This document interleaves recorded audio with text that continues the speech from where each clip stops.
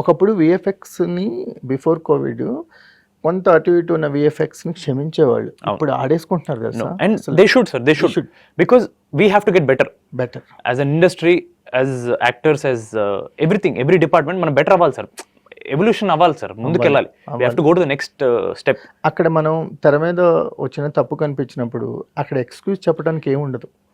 ఎంతమందిని కూర్చోబెట్టి చెప్తాం, అయిపోయింది అంతే, అయిపోయింది. ఇంకా వన్స్ అంటే ఇంకా చేయి దాటి వెళ్ళిపోయింది సార్. మన వాట్సాప్ టెక్స్ట్ లాంటి సార్, అది వెళ్ళిపోతే అంటే సార్ నార్మల్ మెసేజ్ లాంటి సార్, వెళ్ళిపోతే ఇంకా మనం దాన్ని తీసుకురాలి. సో చేసేటప్పుడు పద్ధతిగా చాలా రెస్పాన్సిబుల్ గా, అకౌంటబుల్ గా వర్క్ చేయాలి సార్. చాలా సో నైస్. మీ నుంచి వర్డ్స్ తో వింటాం చాలా హ్యాపీగా ఉంది. అంటే నువ్వు ఏ పాత్రలో ఉన్నావో అర్థమవుతుంది. ఆ భయం ఉంటుందా సంగీత్ నీకు? 100%. ఇది కరెక్ట్ గా వెళ్తుందా లేదా? మోర్ దెన్ ఎనీ భయం నాకు.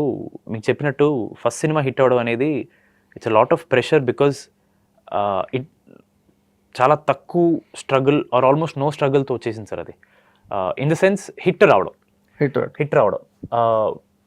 నా భయం ఏంటంటే నేను దాన్ని గ్రాంటెడ్ తీసుకుంటానా అని ఒక చిన్న భయం ఎప్పుడు ఉంటుంది sir. That pushes me to, అంటే ఇప్పుడు కూడా ఐ కీప్ కాన్స్టెంట్లీ మనసు గారు ఇదైందా, అదైందా, అది ఎలా వచ్చింది, I keep constant because I want to make sure ఎక్కడ పైన ఒక యూనివర్స్ ఏదైతే మనం చూస్తుందో వీడి వర్క్ని గ్రాంటెడ్ తీసుకున్నాడు, హార్డ్ వర్క్ని గ్రాంటెడ్ తీసుకున్నాడు, ఆపర్చునిటీ గ్రాంటెడ్ తీసుకుని అనుకోకూడదు సార్.